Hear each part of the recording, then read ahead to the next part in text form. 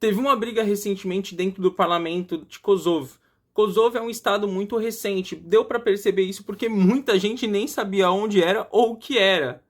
A sua independência, a sua existência depende muito de estados, países ou organizações que reconheçam, falam, ó, aquilo existe. Por exemplo, as Olimpíadas. As Olimpíadas permitiram a participação de Kosovo.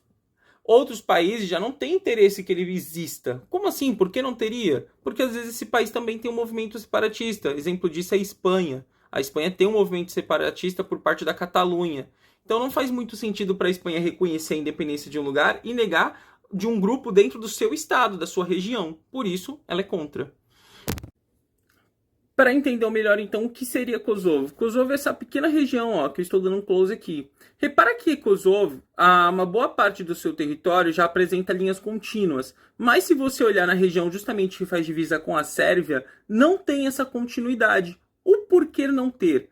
O map, se você der uma olhada, muitos territórios que fazem limites, fronteira entre países, essas linhas muitas vezes podem estar assim, tracejada, que nem nesse caso entre Kosovo e Sérvia.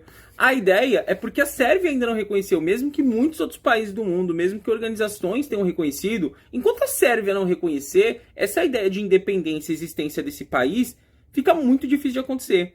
Uma das motivações para a independência desse país é que, como vocês veem no mapa, a Albânia faz fronteira.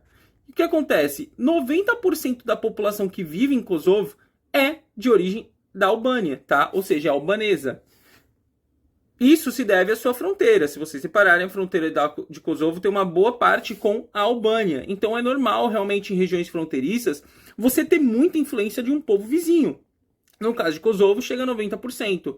E esse conflito que se deu no parlamento foi graças a medidas com maior a par de independência para Kosovo, ou seja, dessa região que quer ser um país, e já se mantém assim há anos, e um pequeno grupo que ainda se mantém no país de descendência e origem sérvia, etnicamente. Um grupo de 5%, tá bom? E aí foi isso que gerou esse conflito dentro desse parlamento. Uma curiosidade é que essa linha tracejada não é coisa só daqui. Tem muitas outras partes em que é comum você ver isso, tá? Por exemplo, no nosso próprio país, na região que faz fronteira com o Uruguai, também existe. Uma parte da nossa fronteira com o Uruguai, ela é tracejada, porque o Uruguai reconhece o limite dele em um determinado momento e o Brasil reconhece o outro. E aí, como os dois não entram em acordo, o Maps deixa assim. Então, se vocês repararem, olha como a linha é contínua, chega nesse momento, ela é dividida. E depois, ela volta a ser contínua, tá bom?